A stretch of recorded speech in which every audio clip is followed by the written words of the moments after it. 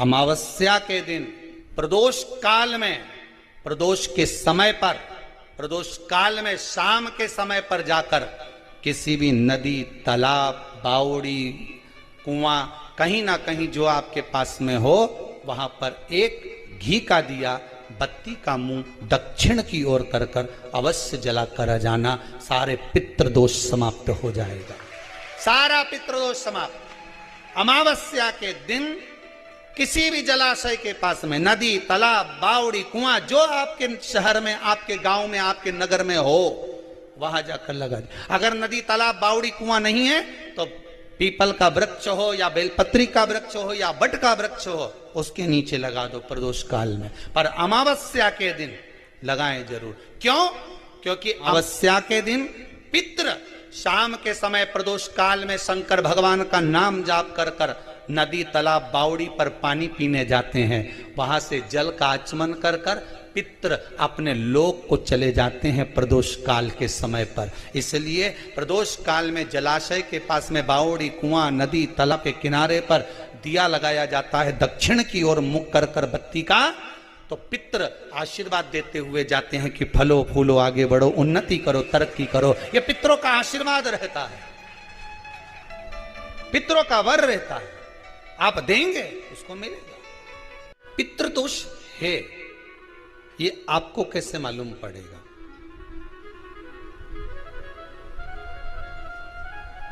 पितृ भूखे हैं, इसका तो वर्णन हमने पहले कर दिया कि रात्रि को जब आप सोने के बाद में 1-1.5 घंटे बाद अगर आपकी नींद खुल जाए, 1 घंटा 1.5 घंटा आप सो लिए, उसके बाद जो नींद खुली तो 1-1.5 घंटे तक अगर आपको नींद नहीं आ रही है, रात्रि को सोने के बाद में 1 घंटे बाद जब उठे तो आपको प्यास लग गई, भूख लगने लगी, प्यास लगने लगी कि मेरे को पानी पीना पड़ेगा, घबराहट हो रही, पानी पीना पड़ेगा। 1-1.5 घंटे सोने के बाद अचानक नींद खुले और आपको प्यास लगे, समझ लेना आपके पितृ भूखे हैं और प्यास है।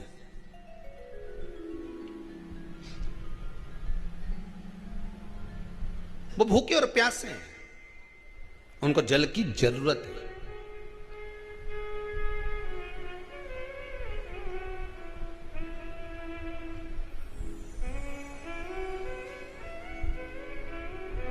किसी भी नदी में, सरोवर में, कुंड में, बावड़ी में, तालाब में, आप तीर्थ में जाकर जब स्नान करते हैं तो स्नान करने के बाद एक काम का नियम बना लो कि अपने हाथ की अंजलि में जल लेकर अपने पूर्वजों को देना।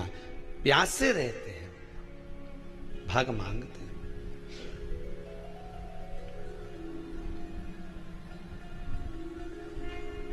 भाग प्राप्त करना। 3 वृक्ष पितरों के तुल्य हैं। पहला पीपल, दूसरा बट वृक्ष, तीसरा बेलपत्र का वृक्ष। ये पितरों के तुल्य हैं। अगर आपको रात्रि में नींद नहीं आ रही है, ऐसा लगता है कि रात्रि को 1 घंटा 1.5 घंटा सोने के बाद कुछ गलत गलत विचार आने लगते हैं, नींद सुबह 3 बजे तक, 4 बजे तक नहीं आती, 4 बजे के बाद फिर नींद आती है, तो एक प्रैक्टिकल जरूर कर कर देखना। एक प्रैक्टिकल करने में क्या जाता है? प्रयास करने में क्या कुछ जाता है क्या? प्रैक्टिकल कर कर देखना कि कहीं सीवर वाला महाराज झूठ तो नहीं बोल रहा, तो प्रैक्टिकल करने में कुछ नहीं जाए। 1 लोटा पानी लो, उसमें थोड़ा सा कच्चा दूध डाल लीजिए, बेलपत्री का पेड़ या पीपल का पेड़ या बट का पेड़, इन पेड़ के नीचे ले जाकर उस दूध को दोपहर में सुबह 10 बजे से लेकर 12 बजे के बीच में ले जाकर चढ़ा दीजिए। रात्रि को फिर ना आपको प्यास लगेगी, ना भूख लगेगी, नींद एक बार लगी तो सुबह ही खुलेगी। प्रैक्टिकल करने में क्या जाता है? पानी डालने में तुम्हारा कुछ जाएगा? अरे बोलो तो सरी, हमें 10 रुपया का दूध जरूर उसमें, और तुम इतनी चतुर हो, इतना सारा दूध थोड़ी डालोगी, तो 2 चीज़ डालोगे। कहाँ तुम इतना डालने वाली हो है?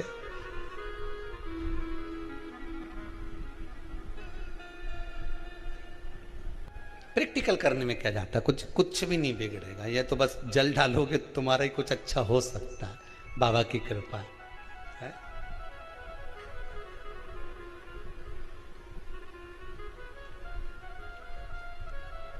तीन वृक्ष पितरों के तुल्य हैं। पहला जम के बोलिए पीपल, दूसरा वट वृक्ष, तीसरा बेलपत्री का वृक्ष।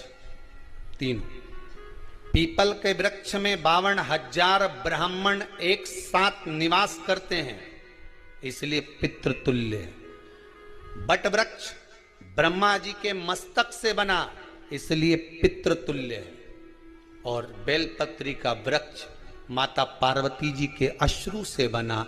जब आंसू गिरे थे माता जगत जननी जगदम्बा पार्वती के, उस समय पर पितृलोक में हलचल उत्पन्न हो गई थी। हमारी नातिन की आंख में आंसू कैसे आ गए? मैनावती की पुत्री है।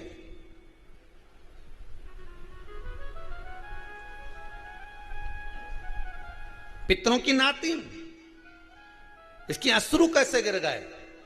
पार्वती जी ने कहा ये आंसू नहीं, मेरा पुण्य भाग प्रकट करती हूं बेलपत्री के रूप में। तो पितरों ने वर दिया था कि ये बेलपत्री का वृक्ष हमारा आशीर्वाद है, इसके नीचे अगर कोई दीप लगाता है, शिव को स्पर्श कर चढ़ाता है, उसके पितरों की शांति होगी। हम स्वयं उसको आशीर्वाद देने के लिए पधारेंगे। बेलपत्र का वृक्ष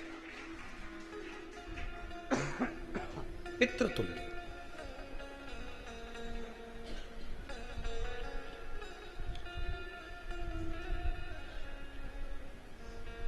तो रात्रि को अगर भूख लग रही है, प्यास लग रही है, तो पितृदोष।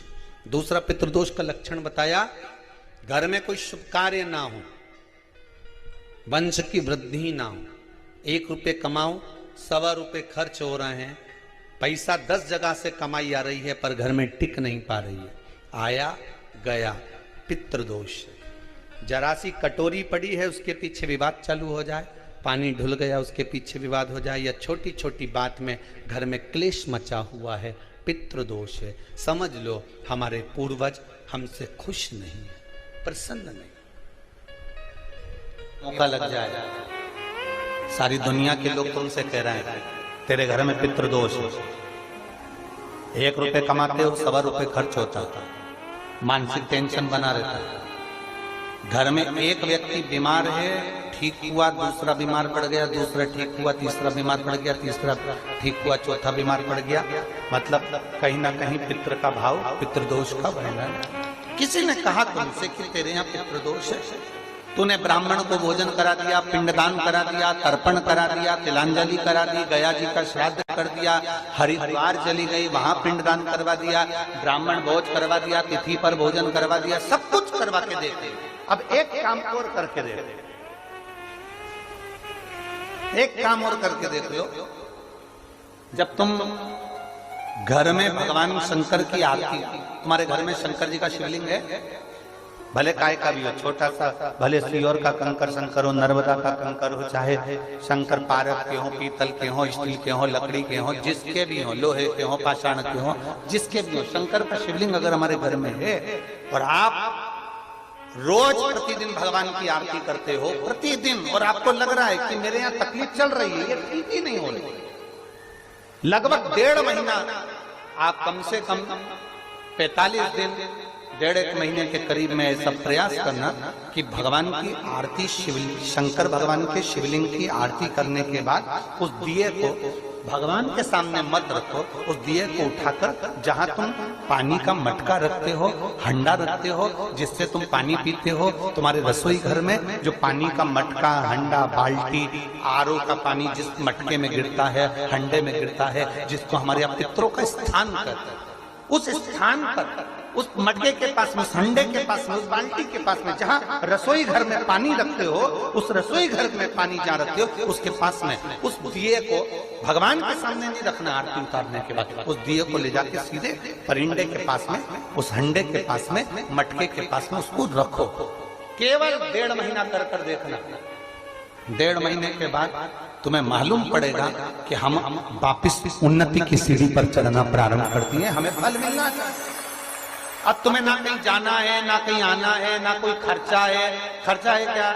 ईमानदारी से बोलो, कोई तुम्हारा लाखों का रुपया लग गया क्या? रोज आरती करते हो रोज आरती। बस आरती का नियम बना लो कि हमको पितृदोष किसी ने बोला है, हमारे घर में अशांति है, पितृदोष है, कोई कह रहा है कि तुम्हारे घर में पितृदोष है। हमने सब कुछ करके देख लिया, अब हमें यह करना है कि महादेव की आरती जब होती है तो उसकी ज्योत का दर्शन करने पर 1000 कपिला गाय के दान का पुण्य मिलता है। तो ये पुण्य हम हमारे पितरों को देते हैं जिससे उनकी मुक्ति हो जाए और हमें आशीर्वाद प्राप्त। उस दिए को नीचे नहीं रखना है, आरती उतारने के बाद आरती पूरी हो जाए तब उस दिए को ले जाकर, जब आप ले जाकर उसको रखें तब उस स्थान पर रखें जहां पितरों का स्थान, जहां पितरों का स्थान। अमावस्या के दिन सारे पितृदोष समाप्त हो जाएगा, सारा पितृदोष समाप्त। जिनके यहाँ पितृदोष होता है, काल सर्प दोष होता है, वास्तु दोष होता है, उनको ज्यादा कुछ नहीं करना होना। महाराज एक बेल का फल लीजिए। क्या लेना है? बेल का फल, बेलपत्री का जो फल होता है उसको ले लो। उसके अंदर का जो गुर्दा होता है, अंदर का जो भाग होता है उसको निकाल लीजिए और उस बेल के फल में आटा सेक कर उसमें शक्कर मिलाकर उसको उसके अंदर भर लीजिए। अमावस्या के दिन सुबह 10 बजे से पहले उस बेल फल में जिसमें तुमने पंजेरी भरी है, आटा सेक कर भरा है शक्कर के साथ में, उसको अपने घर में घुमाने के बाद में जिसको काल सर्प दोष बताया है, पितृदोष बताया है या वास्तु दोष का स्मरण बताया है, घर में सब दूर घुमाकर अपने परिवार का हाथ का स्पर्श कराकर पीपल के पेड़ के नीचे तक खड्डा खोदकर उस बेलपत्र के उस फल को दाब दीजिए। उस फल को उसमें दबा दीजिए। महाराज केवल एक अमावस्या करना रहता है, पितरों के दोष से मुक्ति मिलती है और हमारे घर के कार्य सफल होना प्रारंभ हो जाते हैं। कितना भी दुख, विपदा, कष्ट सम्मुख में खड़ा हुआ हो, कितना भी दुख,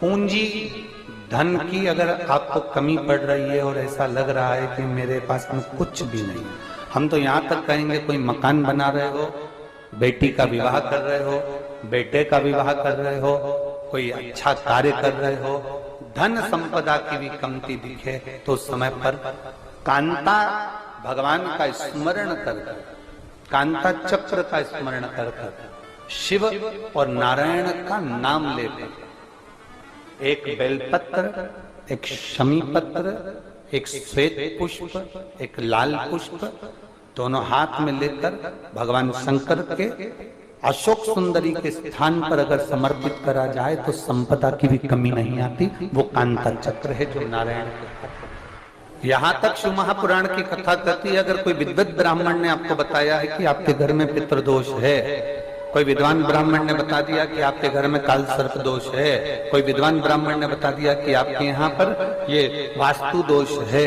और इस दोष को मिटाना जरूरी है, कोई ने आपको बताया, उस समय पर हमें घबराना नहीं।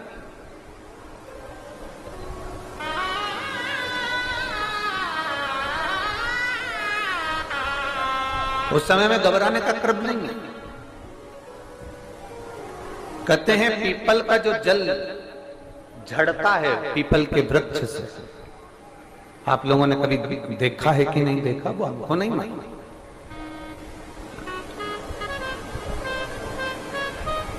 कितना भी अगर कोई वास्तु दोष बता दिया, पितृदोष बता दिया, काल सर्प दोष बता दिया, कितना भी अगर कोई दोष बता दे तो पीपल का जो जल वृक्ष में से झड़ता है, कभी कभी आप उसके नीचे हाथ रखकर देखना, थाली रखकर देखना, उसमें पत्थर पर देखना तो वहां पर भी पानी के निशान आपको मिलेंगे, बूंद के निशान मिलेंगे।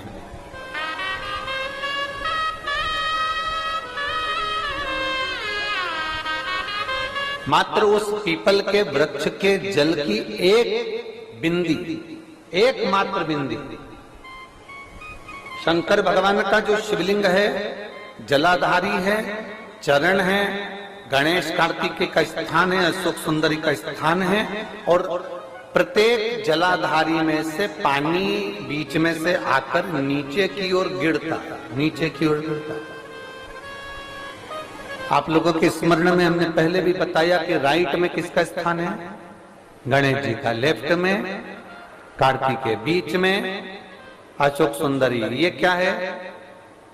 पार्वती जी का हस्त कमल, शिवलिंग। और ऊपर से जो जल एक एक बूंद शंकर जी के शिवलिंग पर गिर रहा है, वो शंकर जी की 5 लड़कियां, जया, विषहरा, शामली बारी, दौतली और देव। शंकर जी की 5 लड़कियों, एक एक बूंद पानी शिव जी पर गिरा। जहां जल नीचे गिरता है उस स्थान से जहां तक जल बहकर जा रहा है, उस स्थान तक 33 कोटि देवताओं का स्थान, 33 कोटि देवताओं का स्थान। अब जहां पानी आया, जहां नीचे गिरा, उसके बीच में जो स्थान होता है, आप लोगों ने देखा है कि नहीं देखा? जिनने देखा है जरा हाथ उठाओ। ये पानी जैसे यहां तक आया और यहां के बाद नीचे गिरेगा, तब वो नाली के माध्यम से बाहर जाएगा। तो जितनी दूर यहां से वो नीचे की ओर जो गिर रहा है, यहां से वो नीचे की ओर जो पानी जा रहा है, ये जो स्थान होता है, ये हमारे 3 दोषों को निवारण तुरंत कर देता है। एक हमारा पितृदोष, एक हमारा कालसर्प दोष और एक हमारा वास्तु दोष का निवारण ये तुरंत करता है। और ये तो हमने केवल आपको शिव महापुराण के माध्यम से बताया कि ये 3 दोष का निवारण कर देता है। पर यदि कभी आप ध्यान से लिंग पुराण को पढ़ेंगे, आप यदि लिंग पुराण को पढ़ेंगे और गीता प्रेस गोरखपुर की लिंग पुराण को लाकर यदि आप पढ़ते हैं, या गीता प्रेस गोरखपुर की शिव अंक को भी आप अगर पढ़ेंगे, उसका नंबर हमारे स्मरण में नहीं आ रहा है, शिव अंक को भी अगर आप पढ़ेंगे तो उसमें भी आपको वर्णन मिलेगा कि हम तो केवल 3 दोष का बता रहे हैं, पर हमारे शास्त्र तो यहाँ पर और भी दोषों का वर्णन कर रहे हैं। जैसे किसी ने बता दिया आपको शनि का दोष है, किसी ने बता दिया मंगल का दोष है, किसी ने बता दिया आपको केतु का दोष है, किसी ने बता दिया आपको राहु का दोष है, किसी ने आपको कह दिया कि बृहस्पति का दोष है, किसी ने कह दिया आपको ये वाला दोष है। दुनिया के जितने दोष,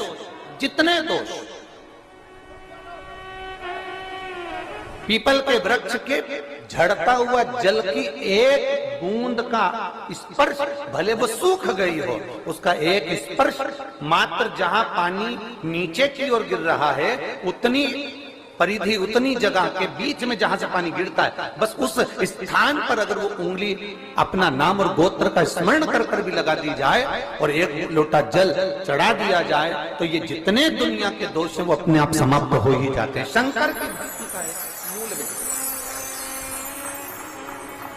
बोल बम का नारा है। और अच्छे से समझ लो, जरा ध्यान में आ जाए आप लोगों के, नहीं तो गलत कर बैठो तो बहुत स्मरण रखिएगा। शिवलिंग जलाधारी, जलाधारी में से पानी बहता है, नीचे की ओर जाता है। जितना मोटा शिवलिंग की ये जलाधारी होती है, उसमें से पानी जहां नीचे गिरता है, जितनी भी मोटी हो, उसमें कहीं पर भी आप बिंदी लगा सकते, कहीं उस स्थान पर आप कहीं पर भी उस बिंदी को लगा सकते।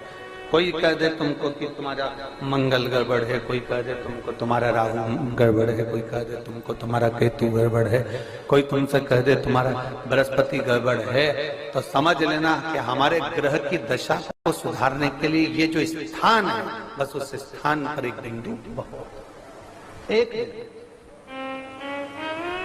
अब आज के जमाने में आपने देखा होगा, जब से आप शंकर जी को जल चढ़ाना प्रारंभ करें, जब से आपने शिव महापुराण की कथा सुनना प्रारंभ करी, तब से आपने सुना होगा कि कोई भी अब ज्यादा आपको सुनने को नहीं मिलता कि वास्तु दोष हो गया, कि पितृदोष हो गया, कि कालसर्प दोष हो गया।